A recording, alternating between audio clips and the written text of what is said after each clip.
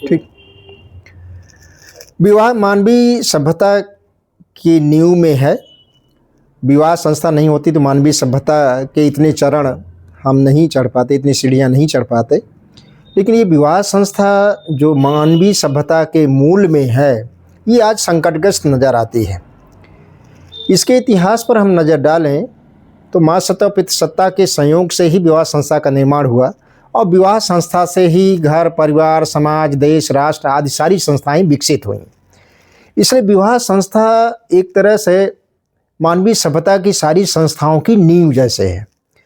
अगर विवाह संस्था प्रभावित होती है तो बाद की यानी उसके बाद की, उसके ऊपर की जितनी संस्थाएं हैं वो सब प्रभावित हो सकती हैं। यानी मानवीय सभ्यता की जो मंजिल है, जो बहुमंजिला है, वो एक तरह से ढह सकती है। इसलिए विवाह संस्था को बचाना बहुत ज़रूरी है। विवाह संस्था को बचाना एक तरह से मानवीय सभ्यता को बचाना है।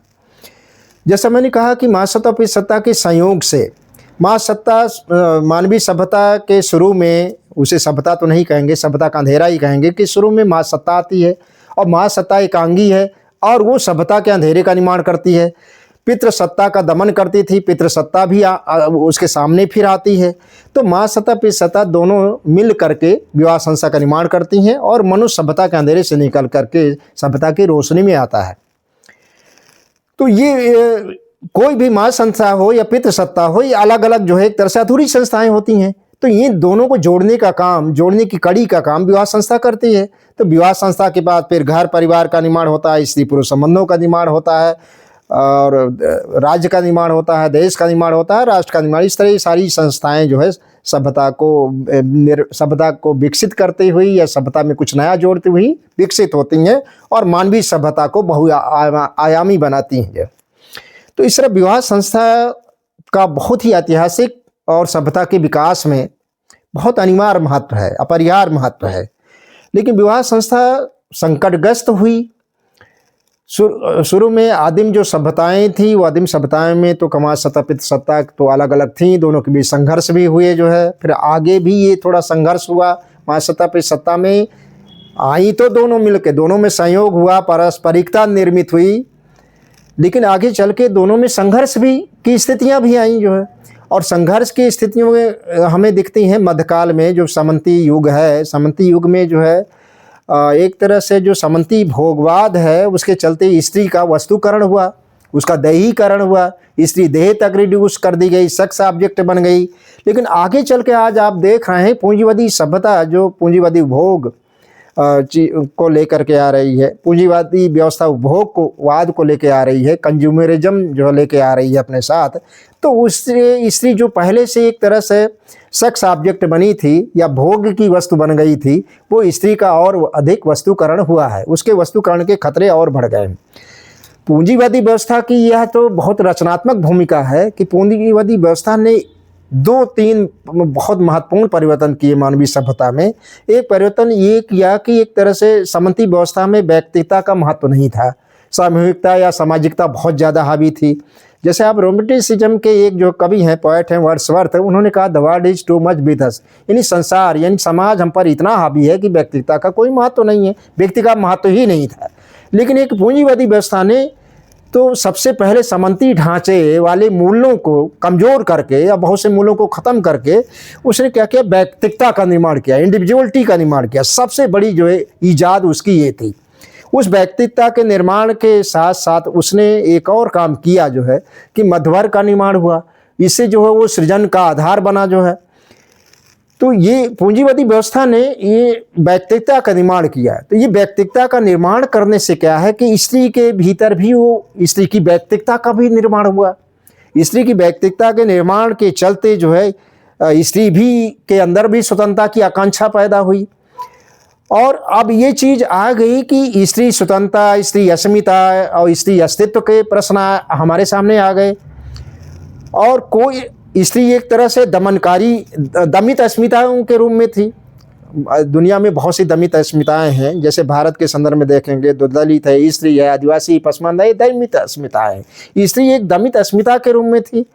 तो स्त्री जो है इससे जो है पूंजीवादी व्यवस्था ने जिस व्यक्तिगता का निर्माण किया, इससे उसकी अस्मिता को बल मिला, अस्मिता के सवालों को उठाने के लिए बल मिला। और जो है वो ये कहने में समर्थ हुई कि स्त्री की अस्मिता एक खास संदर्भ है, जो एक तरह से जो दमनकारी अस्मिताएं हैं, यानी एक तरह से जो बाहर की चीज़ें हैं, बाहर की जो शक्तियां हैं, वो इन दमित अस्मिताओं के पक्ष में अगर कुछ बोलती हैं तो उसका प्रतिनिधित्व नहीं कर सकती हैं। यानी यानी कुछ बाहर का कोई भी व्यक्ति इन दमित अस्मिताओं के पक्ष में बोलेगा तो वो जो है उनका प्रतिनिधित्व नहीं कर सकता है। यानी दबाई और सताई गई अस्मिताओं के पक्ष में बोलना उनका प्रतिनिधित्व तो करना नहीं है। स्त्री जो है अपनी अस्मिता को खुद गढ़ेगी, खुद उस अस्मिता के पक्ष में बोलेगी। ये चीज़ें आई जो है। लेकिन साथ ही साथ जो है आज पूंजीवादी भोगवाद के चलते विवाह संस्था संकटग्रस्त हुई। मध्यकाल में तो किसी तरह चलती रही, मध्यकाल में भी संकटग्रस्त हुई थी, जिसका हमारे कबीर साहब ने जो है, सदगुरु कबीर साहब ने, रैदास साहब का तो बहुत सा साहित्य समाप्त कर दिया गया, नष्ट कर दिया गया, लेकिन सदगुरु कबीर साहब ने एक बड़े संकट के रूप में उन्होंने दो तरह के संकट देखा कि एक तो जार संस्कृति ने, यानी जार कर्म की संस्कृति ने, जार संस्था ने, जिसे डॉक्टर धर्मी ने जार संस्था, माँ सत्ता पे सत्ता के साथ साथ जार संस्था की बात कही। तो जार सत्ता ने क्या किया कि विवाह संस्था को कमजोर किया जो है। तो उस समय कबीर साहब ये कह रहे हैं कि सांच कहो तो मारन धावे, झूठे जगपतियाना, बाप पूत की एक नारी एक माए बियाए, ऐसे करके बाप पूत दोनों की संतान है, अब दोनों पहचान रहे, पता नहीं किसकी संतान है। तो इस तरह जो है विवाह संस्था जो है का अस्तित्व जो है संकटग्रस्त मध्यकाल में हुआ था, लेकिन पूंजीवादी व्यवस्था में उससे ज़्यादा संकटग्रस्त आ रहा है। यहाँ तक कि बहुत सी चीज़ें जैसे विवाहेतर संबंध सामान से हो गए हैं, लिव इन रिलेशनशिप की बातें आ रही हैं और बहुत सी चीज़ें आ रही हैं। तो पूंजीवादी भोगवाद जो है स्त्री को भोग वस्तु में बदलने में, स्त्री को भोग वस्तु में बदल दिया है पूंजीवादी भोगवाद ने। तो ये इससे विवाह संस्था बहुत प्रभावित हो रही हैं और स्त्रियां भी जो एक तरह से स्वतंत्रता के नाम पर जिस तरह यौन स्वच्छंदता को महत्व दे रही हैं, तो स्त्रियां भी उसी जो है भोग की वस्तु बन रही हैं। स्त्रियों को खुद ही नहीं मालूम है कि वो जिस भोग वस्तु के तंत्र में फंस रही हैं, खुद उनके लिए जो है अस्मिता और अस्तित्व का संकट पैदा कर रही है, तो वो समझ नहीं पा रही हैं। तो इस तरह जो है विवाह संस्था आज बहुत संकटग्रस्त हो रही है। लेकिन ये विवाह संस्था बहुत ज़रूरी है। जैसे हमने कहा कि विवाह संस्था सभ्यता के मूल में है, उसकी नींव है। अगर ये जो प्रभावित होती है तो निश्चित है कि सभ्यता की अन्य संस्थाएं भी प्रभावित होंगी, और प्रभावित होंगी तो एक तरह से मानवीय सभ्यता के क्षेत्र में अराजकता दिखेगी, जो बहुत ही खतरनाक होगी। इसलिए ज़रूरी है कि स्त्री के लिए भी ये बहुत ज़रूरी है। दो तरह की बातें की जा रही हैं। एक तो विवाह संस्था गतिशील होनी चाहिए, यानी विवाह संस्था का जो एक तरह से जो विवाह संस्था के भीतर उसके अंदरूनी क्षेत्र में जो असंतुलन दिखता है, कहीं जो है पुरुष पितृसत्ता की बात की जाती है कि पुरुष ज़्यादा, कहीं जो है ये था कि स्त्री बहुत ज़्यादा उसमें हावी है जो है। तो ये विवाह संस्था के भीतर जो असंतुलन की बात है, यानी इसलिए ये मांग की जाने लगी कि विवाह संस्था के असंतुलन को दूर करने के लिए, स्त्री पुरुष संबंधों को समान लोकतांत्रिक बनाने के लिए ये जरूरी है कि विवाह संस्था का लोकतांत्रिकरण हो, विवाह संस्था को लोकतांत्रिक बनाया जाए।